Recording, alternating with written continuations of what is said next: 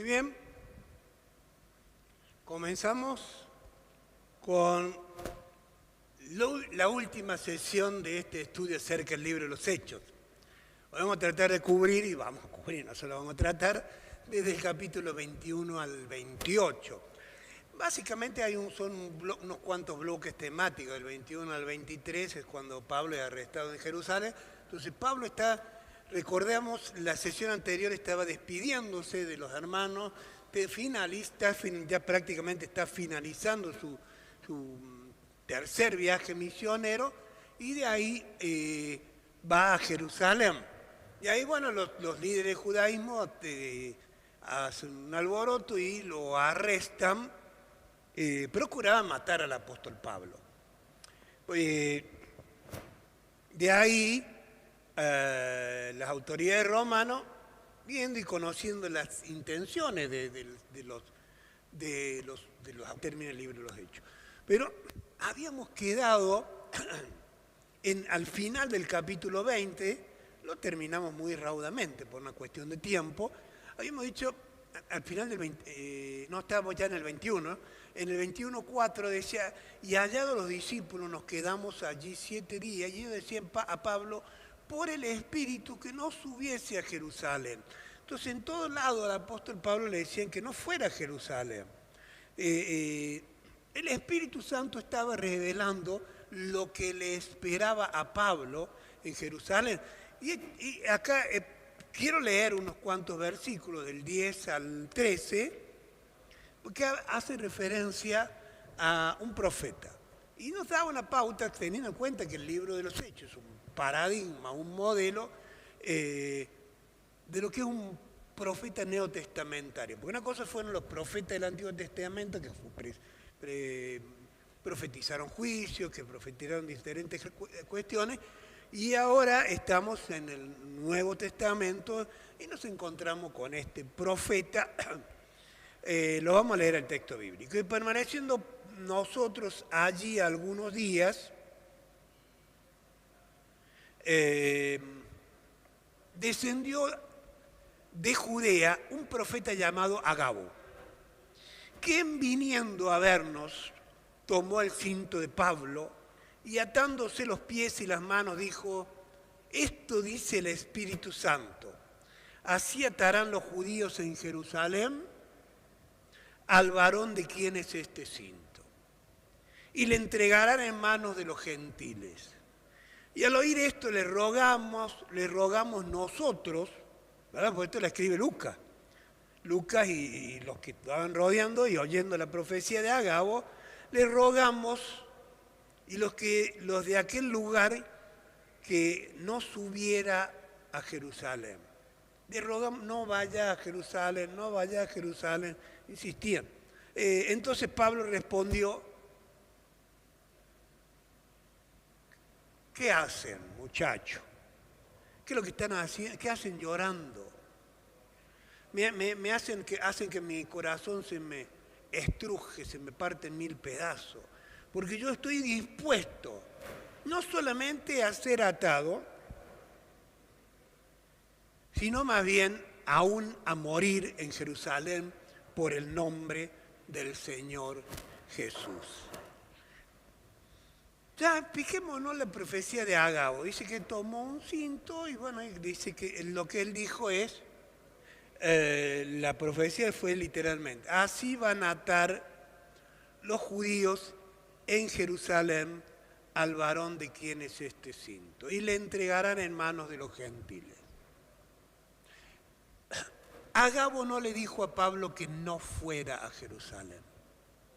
El Espíritu Santo a lo largo de este último tiempo le venía advirtiendo a Pablo, en Jerusalén te va a pasar esto y lo otro, pero no era la intención del Espíritu Santo que Pablo no fuese a Jerusalén, desistiese de ir a Jerusalén, sino que lo estaba preparando. Le estaba diciendo, te va a pasar, porque normalmente asociamos la prueba, la lucha, las cosas feas que nos pasan, la asociamos con que estamos mal. ¿Y por qué, qué hice mal? Señor, ¿qué es lo que hice mal que me está pasando esto? Y necesariamente el apóstol Pablo le iban a pasar cosas que probablemente muchos de nosotros diríamos, ¿qué hice mal? Entonces era necesario esta plenísima, absoluta y total certeza de que lo que él le iba a enfrentar estaba siendo permitido por Dios para cumplir el propósito. Él sabía que tenía que predicar en Roma. Tenía que predicar en Roma. Él sabía que en Jerusalén no iba a morir.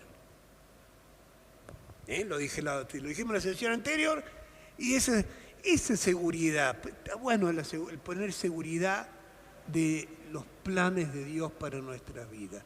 Y nos ayudan muchísimo a no tomar malas decisiones.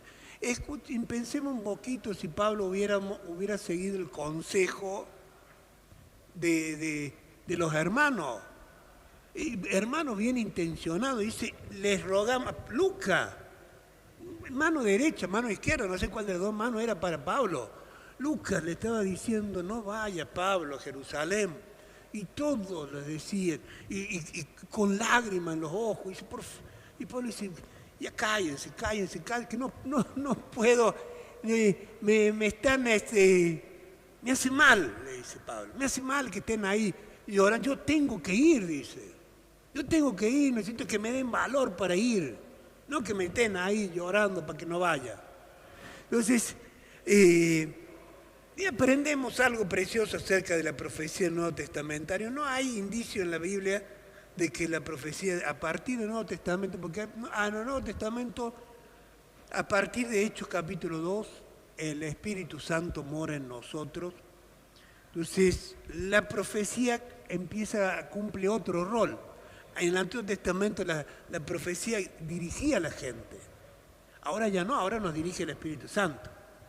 La profecía confirma, puede confirmar, pero Dios a mí no me guía por profecía, a mí Dios me guía por el Espíritu, orando y en la palabra. Entonces, y de ahí me profetizó, el otro fuimos a un evento y dice, yo quiero orar por ustedes. Bueno, nos habíamos hablando de la familia de acogimiento, y nos profetizó la hermana y todo. Bien, gloria a Dios. Gloria a Dios, lo entendimos de parte de Dios, pero a mí la profecía no me guía. La profecía confirma lo que la palabra y por medio de la oración Dios me dice. Pero sigamos, ¿sí? Porque si no, no vamos a llegar. Pablo regresa a Jerusalén, pero es rechazado después de ser acusado falsamente de profanar el templo. ¿Sí? Pues claro, por eso que Pablo, estamos salteando mucho texto bíblico, pero Pablo había traído a un creyente que era gentil, no era un judío. Y se ve que estaba paseando por el mercado y dice, mira, acá en el mercado, acá venden una fruta espectacular y todo lo vieron, Trófimo creo que se llamaba, lo vieron con Trófimo paseando por todos lados, y cuando lo vieron a Pablo en el templo, supusieron que Pablo había metido a Trófimo en el templo. Y el templo no entran los no judíos.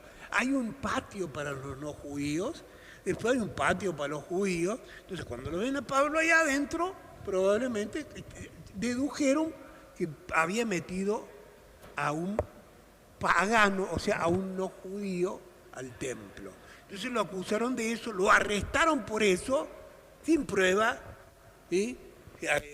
Y entonces, quiero leer lo que estaba leyendo, falsamente, y se defiende ante la multitud. Bueno, ahí la multitud dice, muchachos, esperen un momento, sube una grada y empieza y luego ante el mismo Sanedrín. Cuando el Sanedrín vendría a ser el gobierno del judaísmo. En realidad, Israel estaba bajo el imperio romano, las autoridades eran romanas, pero después como pueblo tenían sus propias autoridades. Y por ejemplo, en el caso de Jesús, y en el caso de Pablo también, en el caso de Jesús, Jesús compadece ante las autoridades judías y ellos dicen pena de muerte, dijeron.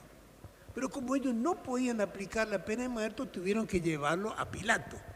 Entonces le llevan a Jesús ante Pilato para que Pilato decretara la pena de muerte, así Jesús fuera crucificado. Bueno, es una historia que valdría la pena profundizarla en otra oportunidad. Esa es la historia, ¿no? Acá Pablo se comparece ante el concilio, ante el Sanedrín, se está defendiendo. Ahí me adelanté un poquito más. ¿Sí? Acá está. No me adelante, no que me adelante, me perdí. Ahí vuelvo. Bien. Ah, sí, no me perdí, no estoy tan perdido. Dice, estos capítulos contienen la defensa de Pablo, o sea, del 21 al 23 más o menos, contiene estas defensas. En la sesión de hoy tal vez sea un poco más breve que las anteriores porque mayormente son defensas. Acá se defiende Pablo de las acusaciones de los judíos, posteriormente se defiende ante las autoridades romanas.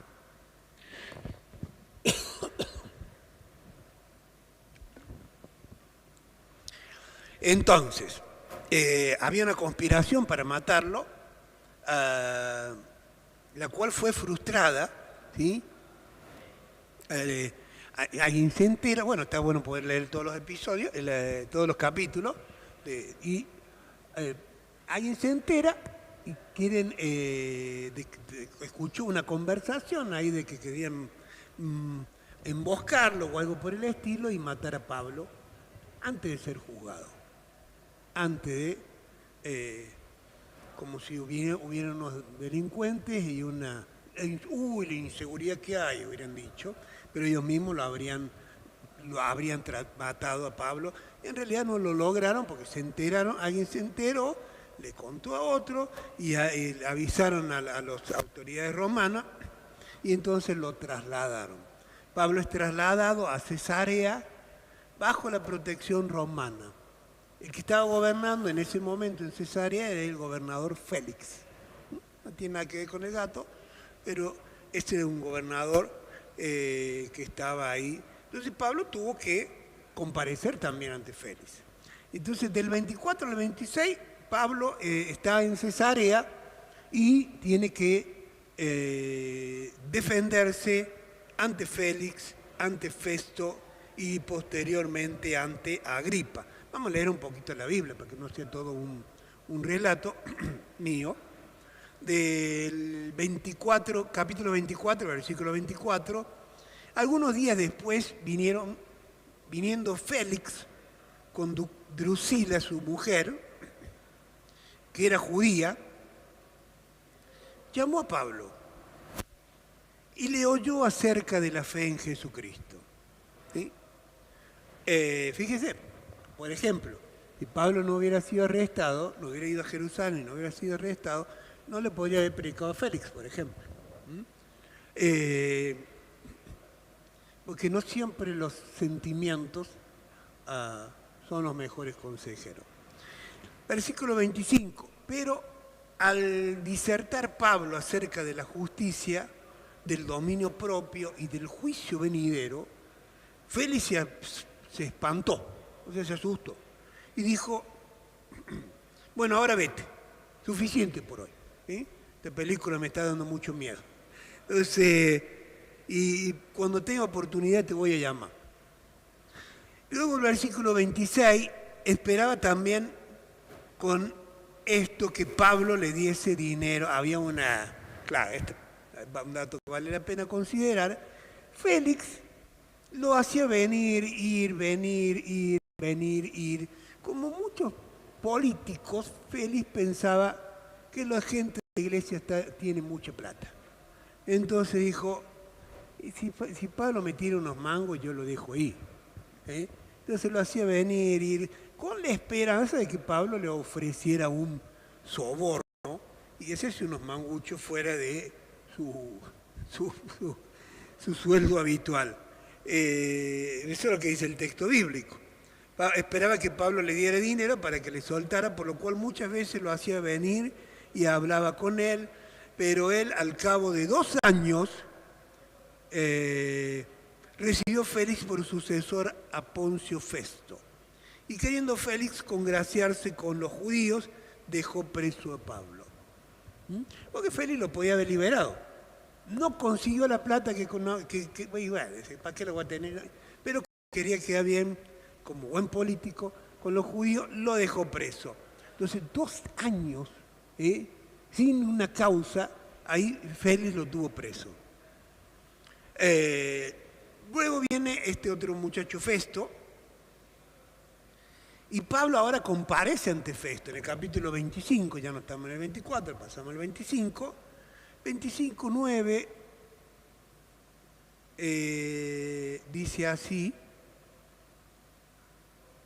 pero Festo, queriendo congraciarse con los judíos, este también se quería congraciar con los judíos, le respondiendo a Pablo, le dijo: ¿quieres subir a Jerusalén y allá ser juzgado de estas cosas delante de mí?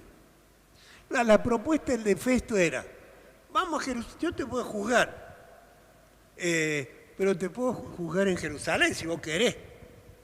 Pero lo habían sacado con una tremenda escolta, prácticamente lo sacaron con el Papa Móvil de Jerusalén, una cantidad de carros, de soldados, sacaron a Pablo de Jerusalén, lo trasladaron a Cesarea de Filipo, porque sabía que los judíos querían hacer una emboscada y matar a Pablo.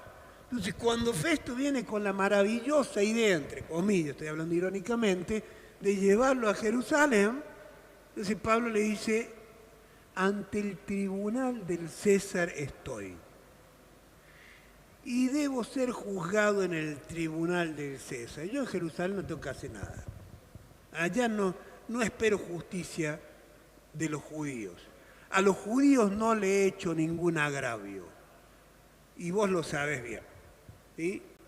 Porque si algún agravio o cosa alguna digna de muerte he hecho, no rehúso morir. Pero si nada hay de las cosas de que estos me acusan, nadie puede entregarme a ellos. O sea que a mí no me vas a entregar a los judíos, yo apelo a César. Porque Pablo era ciudadano romano, ¿sí? La ciudadanía romana se podía conseguir de 2 formas: comprándolo con un montonazo de plata, ¿sí? O por herencia, ¿sí? Ser ciudadano de nacimiento. Y el apóstol Pablo era de los segundos, él era ciudadano romano de nacimiento. Entonces, él, y como ciudadano romano, tenía otros privilegios, ¿sí? Tenía otros privilegios. Entonces dijo: no, yo quiero que me juzgue César. Entonces, eso se llama el apelo a César. Apelaste a César vas a ir. Posteriormente, en el capítulo 26, el apóstol Pablo comparece ante Agripa, ¿sí? Y allí le predica. Porque Agripa no era tan romano, era más bien, venía de la misma zona de los judíos. Él era pariente, Agripa era Herodes, era de los Herodes. Los Herodes no eran romanos, eran simpatizantes de los romanos. Ellos eran, no quiero complicarles con la geografía, pero vivían al sur de Israel, los idumeos o edomitas en el Antiguo Testamento, vivían al sur, nada más que se llevaban mal. Siempre se llevaron mal los judíos con los edomitas, porque uno eran descendientes de Jacob, los otros eran descendientes de Esaú, el hermano. Entonces se llevaban mal. Y cuando Moisés venía con el pueblo para entrar a la tierra prometida, el camino más corto era pasar por Edom o Idumea, ahora en el Nuevo Testamento, pero ellos no los dejaron pasar. Entonces tuvieron que hacer un camino mucho más largo, más difícil.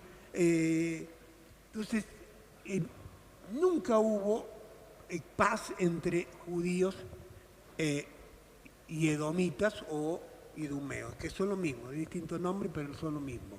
Y Herodes era de eso, era un idumeo. No era judío, era un idumeo, era vecino, él conocía todo. Él conocía todas las costumbres del judaísmo, etcétera, etcétera. Era nieto de Herodes el que mandó a matar a los bebés en Jerusalén. Era hijo o primo, algún pariente de segunda línea, era pariente del que mató a Juan el Bautista. Y ahora este Herodes Agripa tiene a Pablo ante él. Entonces él conoce, y varias veces en el discurso de Pablo dice, vos sabés, como vos sabés, ¿sí? Apela a lo que él sabe, ¿sí? Y dice, Pablo le predica y le desafía a tomar una decisión por Cristo. Vamos a leer los versículos. Entonces Agripa, dice el versículo 28, estoy en capítulo 26 ya, ¿sí? Entonces Agripa le dijo a Pablo, por poco me persuades a ser cristiano. O sea, tremendo Pablo, ¿no? Predicador como poco, guiado por el Espíritu Santo, porque en realidad si lo persuadía no era Pablo, era el Espíritu Santo. Una persona que el Espíritu fluía de una manera poderosa a través de él, y Agripa casi ya por entregarse, pero calculando el costo, pero yo soy gobernador y no sé cuánto, y voy a tener que dejar esto, y voy a tener que, y las coimas, yo voy a tener que dejar de robar, no, todo empezó a calcular el costo, estoy imaginándome, porque no vemos en la mente de Agripa, y reaccionó, uy, Pablo, por poco me persuades a ser cristiano, le dice. Y Pablo le dice, espectacular la respuesta de Pablo en el versículo 29. Quisiera Dios que por poco o por mucho, no solamente tú, sino también todos los que hoy me oyen, fuesen hechos tal cual yo soy, o sea, cristiano, excepto estas cadenas. Yo te deseo que vos seas cristiano, no te deseo que seas preso, que seas un encadenado, no deseo que te azoten. ¿Sí? Ojalá por poco o por mucho, pero que puedas ser como yo. Tremendo, ¿no? Y pensaban un poquito en eso, más allá de las cadenas y todo eso. Cuando predicamos, nosotros tenemos la autoridad, tenemos esa posibilidad de decir, ojalá vos fueras como yo. Ojalá vos pudieras dormir de noche tranquilo como duermo yo. Ojalá, y todo lo demás, ojalá tu iglesia sea tu iglesia, sí, tu iglesia también, yo estaba pensando en la familia. Tu familia sea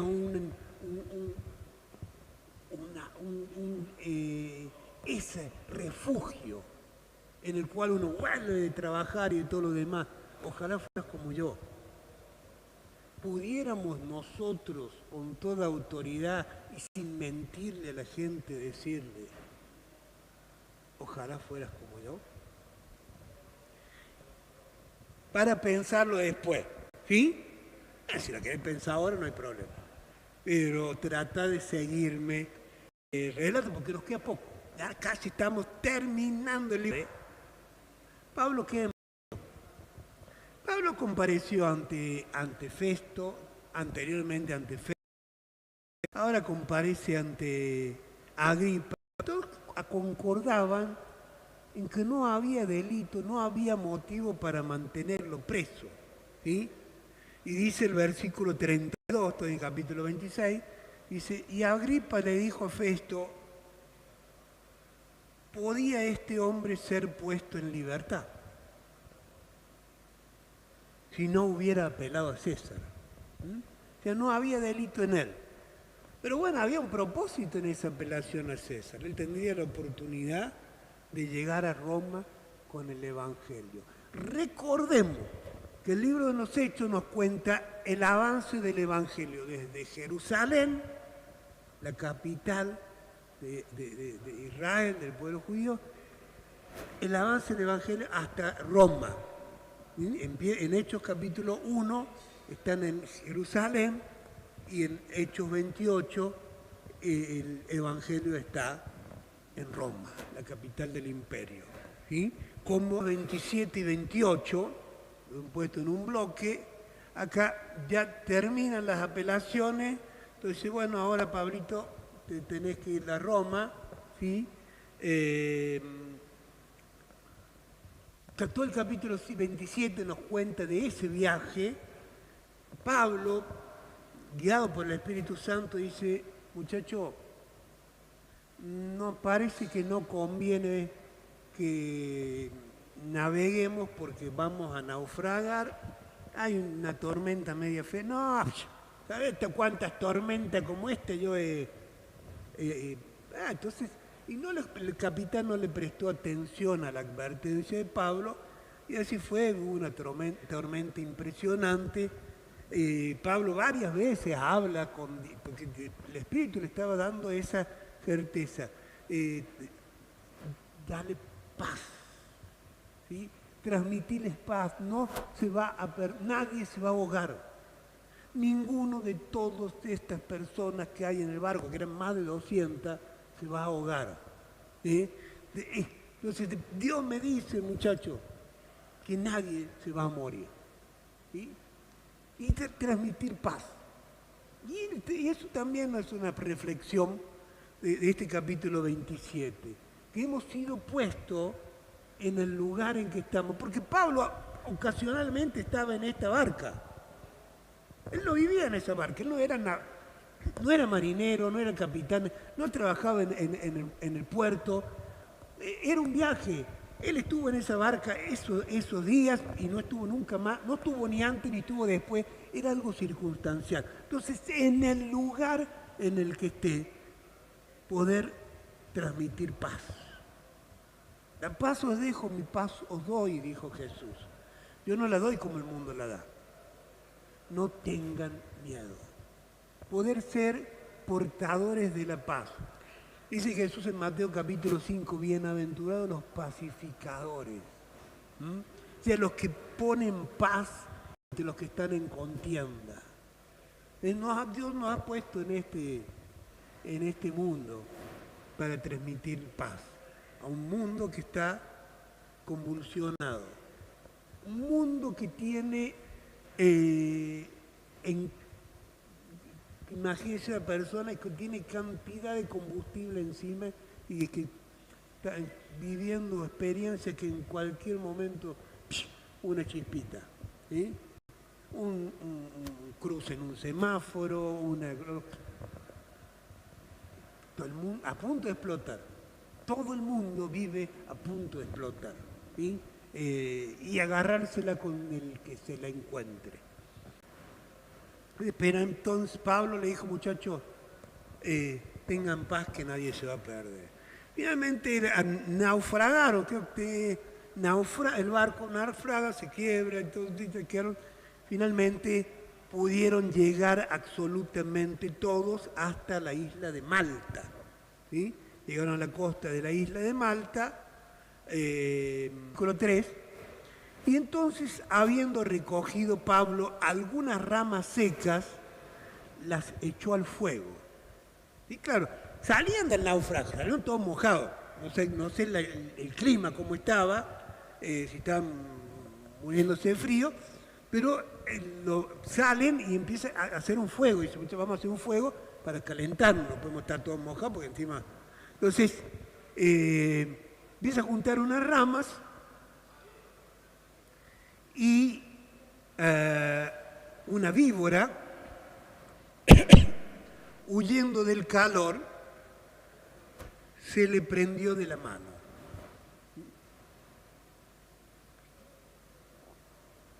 Pablo es picado por una víbora y uno lee todo el relato, a veces que los nativos, las personas de ahí, oriundo de Malta, los maltecos, no sé cuál sería el gentilicio para las personas de Malta, sí. Entonces, los habitantes de Malta se ve que conocían ese tipo de serpientes y en cualquier momento se empieza a hinchar, se le salen los ojos para afuera y cae, ¿no? Y estaban todos mirando. Varios a ver si no hicieron una apuesta y dice, yo le doy 20 minutos, yo le doy 30. Y ahí estaban esperando que Pablo te cayera. Entonces dice, bueno, vamos a leer el relato, no quiero todo fantasear. Cuando los naturales vieron la víbora colgada de su mano, Se decían unos a otros, ciertamente este hombre algo ha hecho, dice, los dioses están re enojadazos con él, porque lo agarró el naufragio, el mar le dio, lo sacudió para un lado, para el otro, sobrevivió. Pero después no solamente lo atacó el mar, ahora lo ataca una serpiente. Entonces, no, este debe ser el peor de los pecadores, debe ser un homicidio o algo por el estilo. La justicia no lo deja vivir. Versículo 5, pero él sacudiendo a la víbora, todavía la tenía colgada, sacudiendo a la víbora en el fuego, ningún daño padeció. Allí Pablo realiza milagros y es bien recibido. Estoy hablando de Malta. Entonces, lo miraron, no se hinchó. Wow, dice, este hombre es alguien especial. Entonces, fue portador de milagros y se destacó por hacer milagros. Dice el versículo 8, y aconteció que el padre de Publio, que era el gobernador de ahí de la zona,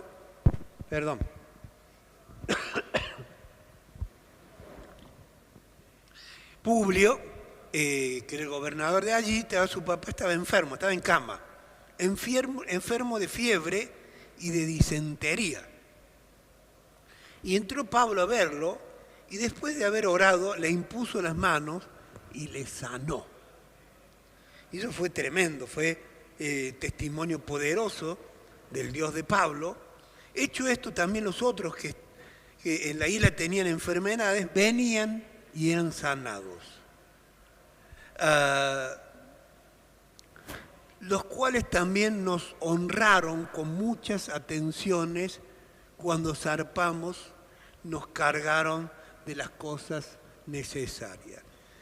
Pablo nos deja esto, es un desafío. Leer la vida de Pablo, la verdad que es un desafío. En cada lugar que va no puede dejar de ministrar, no puede dejar, podía estar, acababa de salir de un naufragio, lo acababa de picar una víbora y todo lo demás, y sin embargo preocupado por las enfermedades de los otros, obviamente la víbora no le hizo nada. Entonces, fue un milagro eso. Y preocupando por las necesidades y ahí dejando una semilla en Malta. La historia de Malta no está registrada en el libro de los Hechos, como el Evangelio habría avanzado allí, pero sin duda que comenzó a partir de la visita o del naufragio de Pablo ahí en Malta. Finalmente llegan a Roma, donde vive bajo arresto domiciliario. Dice, cuando llegan a Roma, le ponen un soldado de guardia, él tiene la posibilidad de vivir en una casa alquilada. Tuvo muchos beneficios, ¿no? Y ahí podía recibir visitas, podía predicar y podía enseñar acerca de Cristo a todos los que lo visitaban. Y Hechos termina con Pablo proclamando el reino de Dios con valentía en Roma. ¿Sí? Y usted lee el capítulo 28, lo ve a Pablo predicando en Roma. Y ha sido algo distintivo a lo largo de todo de estas 3 sesiones, lugar a donde Pablo iba, lugar a donde Pablo se hacía notar por su predicación, por los milagros que Dios hacía a través de él. Era notorio. Hechos 28, 29. Primero, empieza, 29, 23. Antes de leer el 23, una breve introducción. Pablo va a ir, como era la costumbre de él, fue les predicó a los judíos primero. Los llamó, vengan los judíos, y les predicó y le dijo, mire, a mí me metieron preso allá en Jerusalén. Entonces los judíos dicen, no nos llegó nada, no tenemos problema con vos y dale para adelante. ¿Sí? Entonces, el versículo 23 dice, y habiéndole señalado un día, vinieron a él muchos a la posada donde estaba preso Pablo, a los cuales les declaraba y le testificaba el reino de Dios desde la mañana hasta la tarde. persuadiéndolos acerca de Jesús, tanto por la ley de Moisés como por los profetas.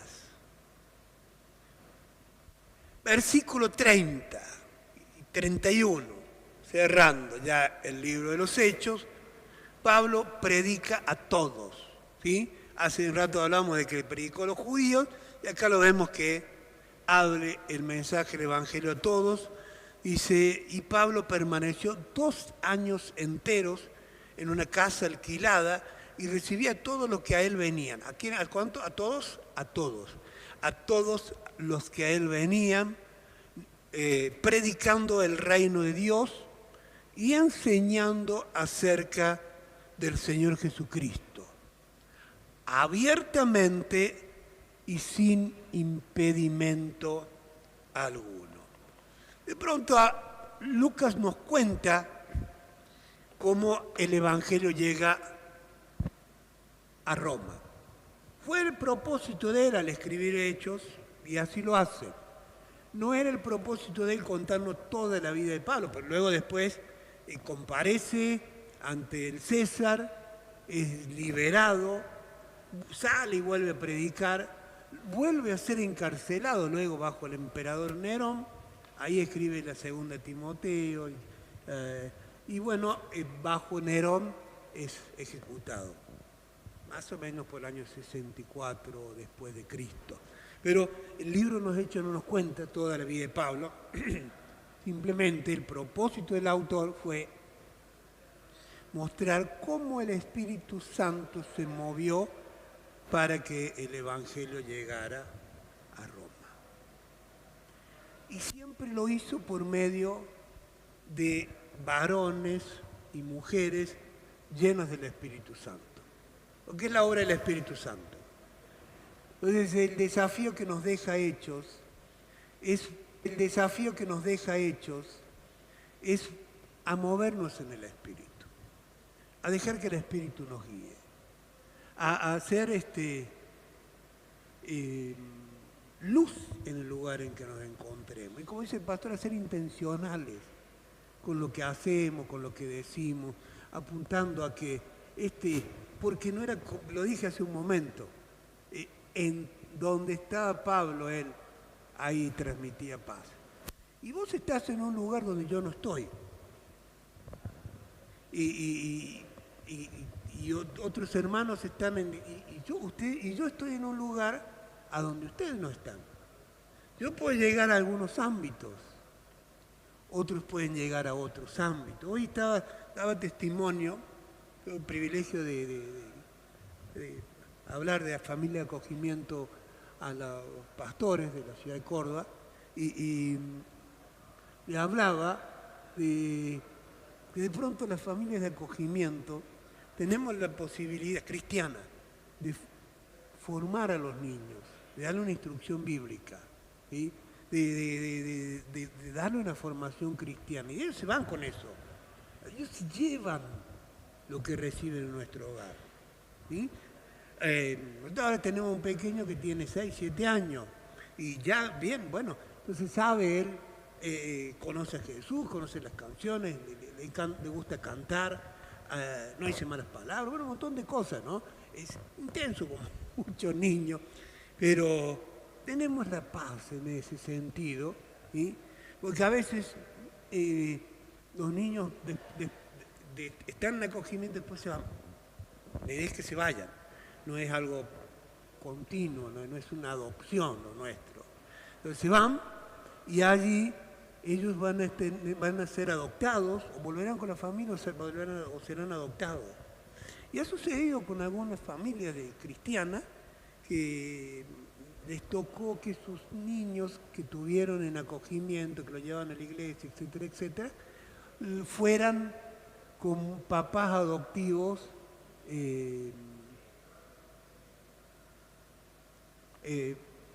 monoparentales, o sea, dos varones o 2 mujeres. Porque la ley les permite, ¿no? Les da ese derecho de poder adoptar. Y en principio fue parecer doloroso, y yo le guié, le hablé y todo eso, y ahora se va con esta familia. Y hemos visto por lo menos de dos niños que estuvieron en distintas familias de acogimiento cristiana, que mientras estuvieron en el acogimiento tuvieron una formación cristiana, que fueron adoptados. Uno fue adoptado por dos mujeres y otro fueron adoptados por dos varones. Y que en ambos casos estos niños llevaron a sus papás adoptivos a la iglesia. Y si poder llegar a donde otros no llegan. ¿Sí? Bueno, vos estás en el lugar en que estás y puedes llegar a donde otros no llegan. Y que la oportunidad que tuvo Pablo de resplandecer, de ser luz, de traer paz ahí en la barca, solo la tuvo Pablo. ¿Sí? Solamente la tuvo Pablo. Él le contaba también esas oportunidades que solamente Dios te da. Porque a veces uno ve en las noticias cosas que son terribles, y vos decís, ¿cómo puede ser? ¿Cómo puede ser que suceda esto? Y ver cómo, ver las noticias y decir, me gustaría que alguien le predicara a esa persona que fue víctima de esto, del otro, etcétera, etcétera. Nosotros tuvimos una niña de 11 años, que fue abusada y quedó embarazada, con 11 años quedó embarazada. Fue en el año 2018, se estaba discutiendo la ley del aborto. Entonces había manifestaciones con pañuelos verdes, con pañuelos azules, Entonces, cuando pasa lo de esta criatura, entonces ella era de un pueblito de Tras la Sierra y la trasladan acá para que abortara, aquí en Córdoba. ¿Sí? Entonces estaban toda la cobertura mediática encima, ahí tratando de... Entonces nos pidieron a nosotros si podíamos tenerla por unos días hasta que se calmó. Claro, porque ellos vivían en un pueblo. Y ahí en el pueblo estaban todos los periodistas esperando también, esperando que vuelvan. Y cuando el aborto tal día, bueno, entonces va a volver tal... Estaban esperando.